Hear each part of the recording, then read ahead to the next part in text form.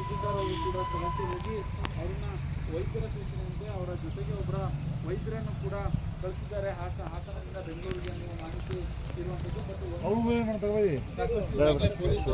ತನಿಖೆಗೆ ಆಲೂರು ಪೊಲೀಸ್ ಠಾಣಾ ವ್ಯಾಪ್ತಿಯಲ್ಲಿ ಪ್ರಕರಣ ನಡೆದಿರುವಂಥದ್ದು. ಪೊಲೀಸರು ಕೂಡ ಈಗಾಗಲೇ ಸ್ಥಳಕ್ಕೆ ಬಂದಿರುವಂಥದ್ದು. ಯಾವೆಲ್ಲ ರೀತಿಯಾಗಿ ವಸ್ತುಗಳು ಅಕಸ್ಮಾತ್ ಏನಾದರೂ ಗಣಿಗಾರಿಕೆಗೆ ಬಳಸಿದಂತಹ ವಸ್ತು ಏನಾದರೂ ಸ್ಫೋಟ ಆಗಿದೆಯಾ, ಈ ಥರಕ್ಕೆ ಗಾಯಾಳುಗಳನ್ನು ಕರ್ಕೊಂಡು ಬರ್ತಾರೆ ಅಂದರೆ ಅಲ್ಲಿ ಗಾಯಾಳುಗಳಿಗೆ ನಿನ್ನೆ ರಾತ್ರಿ ಒಂದು 8:15 ಸಂದರ್ಭದಲ್ಲಿ ಆಲೂರು ಪಟ್ಟಣದ ಹೊರವಲಯದಲ್ಲಿರುವ ಈ ಎಂಟಿ ಮನೆ ಹೊಸ ಲೇಔಟ್ ಏನಿದೆ, ರಾಜ್ಯ ಹೆದ್ದಾರಿ ಪಕ್ಕ ಇರುವಂಥ ಈ ಮನೆಯಲ್ಲಿ ಒಂದು ಸ್ಫೋಟ ಸಂಭವಿಸಿದೆ. ಎಲ್ಲ ಈ ರಸ್ತೆಯಲ್ಲಿ ಹೋಗುವಂಥ ಸಂದರ್ಭದಲ್ಲಿ ಒಂದು ಸ್ಫೋಟ ಕೇಳುತ್ತೆ. ಆದರೆ ಇದೇ ಮನೆಯಲ್ಲಿ ಆಯಿತು ಅನ್ನೋದು ಇಲ್ಲಿಗೆ ಬಂದಾಗ ಗೊತ್ತಾಗುತ್ತೆ. ಆ ಸಂದರ್ಭದಲ್ಲಿ ದಾರಿಯಲ್ಲಿ ಓಡಾಡುತ್ತಿದ್ದಂತಹ ಎಲ್ಲರೂ ವಾಹನ ಸವಾರರು ವಾಹನವನ್ನು ನಿಲ್ಲಿಸಿ ಮನೆಗೆ ಏನಾಯಿತು ಅಂತ ನೋಡೋ ಸಂದರ್ಭದಲ್ಲಿ ಮನೆಯಿಂದ ಆಚೆ ಒಬ್ಬ ಬಾಲಕ ಕೂಡ ಕಾಪಾಡಿ ಅಂತ ಹೇಳಿ ಒಂದು ಕೂಗಾಡ್ಕೊಂಡು ಬರ್ತಾನೆ. ಹೋದಂಥ ಸಂದರ್ಭದಲ್ಲಿ ಮನೆಯ ದಂಪತಿಗಳಿಬ್ಬರು ರಕ್ತದ ಮಡುವಿನಲ್ಲಿ ಬಿದ್ದಿರ್ತಾರೆ.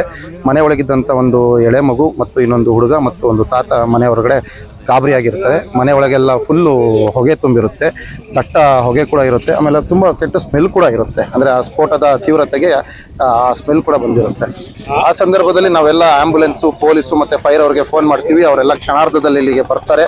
ಬಂದಂಥ ಸಂದರ್ಭದಲ್ಲಿ ಅವರನ್ನು ಗಾಯಾಳುಗಳನ್ನು ಏನು ಆಸ್ಪತ್ರೆಗೆ ಸಾಗಿಸುವ ಕೆಲಸ ಕೂಡ ಆಗುತ್ತೆ.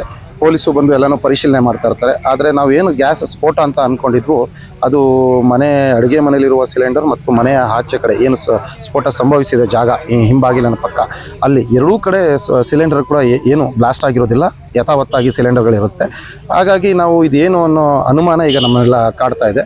ಇದನ್ನು ಪೊಲೀಸ್ ತನಿಖೆ ನಂತರ ಹೊರಬೇಕಾಗಿದೆ, ಯಾವ ಸ್ಫೋಟಕ ವಸ್ತುವಿಂದ ಈ ಥರ ಭೀಕರವಾದ ಒಂದು ಸ್ಫೋಟ ಸಂಭವಿಸಿದೆ ಅಂತ. ಸ್ಫೋಟದ ಭೀಕರತೆ ಎಷ್ಟಿತ್ತು ಅಂದರೆ ಮನೆ ಚಾವಣಿಗಳು, ಕಾಂಪೌಂಡು ಎಲ್ಲ 100, 200, 300 ಅಡಿಯಷ್ಟು ದೂರದಲ್ಲಿ ಹೋಗಿ ಎಲ್ಲ ಬಿದ್ದಿದೆ. ಮರದ ಮೇಲೆಲ್ಲ ಶೀಟ್ ಹೋಗ್ತಿದೆ. ಹಾಗಾಗಿ ಈ ಅನುಮಾನಾಸ್ಪದ ವಸ್ತು ಯಾವುದು ಅನ್ನೋದನ್ನು ಪೊಲೀಸು ನಮಗೆ ಒಂದು ಕನ್ಫರ್ಮೇಷನ್ ನೀಡಬೇಕಾದ ಅವಶ್ಯಕತೆ ಇದೆ. ಮತ್ತು ಸ್ಥಳೀಯವಾಗಿ ಈ ಘಟನೆ ಆಗಿರೋದ್ರಿಂದ ಎಲ್ಲರೂ ಆತಂಕದಲ್ಲೇ ಇದ್ದು, ಈ ಆತಂಕದಿಂದ ಆಚೆ ಬರಬೇಕಾದ್ರೆ ಇಲ್ಲಿ ನಡೆದಿರುವ ಸತ್ಯ ಘಟನೆ ಏನು ಅನ್ನೋದನ್ನು ನಾವೆಲ್ಲ ತಿಳ್ಕೊಳ್ಳುವ ಒಂದು ಕಾತರದಲ್ಲಿ ಸ್ಥಳೀಯರೆಲ್ಲ ಇದ್ದೀವಿ. ಮತ್ತು ಮನೆಯ ಗಾಯಾಳು ಏನಿದ್ದಾರೆ ಅವರಿಗೆ ಶೀಘ್ರ ಗುಣಮುಖರಾಗಲಿ ಎಂದು ನಾವೆಲ್ಲ ಸೇರಿ ಹಾರೈಸ್ತೀವಿ.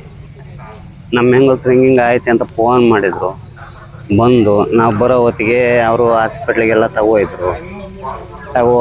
ಆಮೇಲೆ ನಾವು ಬಂದಿದ್ದೆ ಅಲ್ಲಿ ಹಾಸ್ಪಿಟ್ಲ್ ತಕ್ಕ ಬಂದು ಅಲ್ಲಿ ಅಷ್ಟೊತ್ತಿಗೆ ಗೇಟ್ ಪಾಸ್ ಆಯ್ತು ಆಂಬುಲೆನ್ಸು. ಅಲ್ಲಿಂದ ಇಲ್ಲಿ ಮನೆ ತಕ್ಕೊಂಡು ಏನಾಯ್ತು ನೋಡೋಣ ಅಂತ ನೋಡಿದ್ರೆ ಹಿಂಗಾಯ್ತು. ಬಾವ ಆಗಬೇಕು ಅವ್ರಿಗೆ 62 ಏನಾಯ್ತು.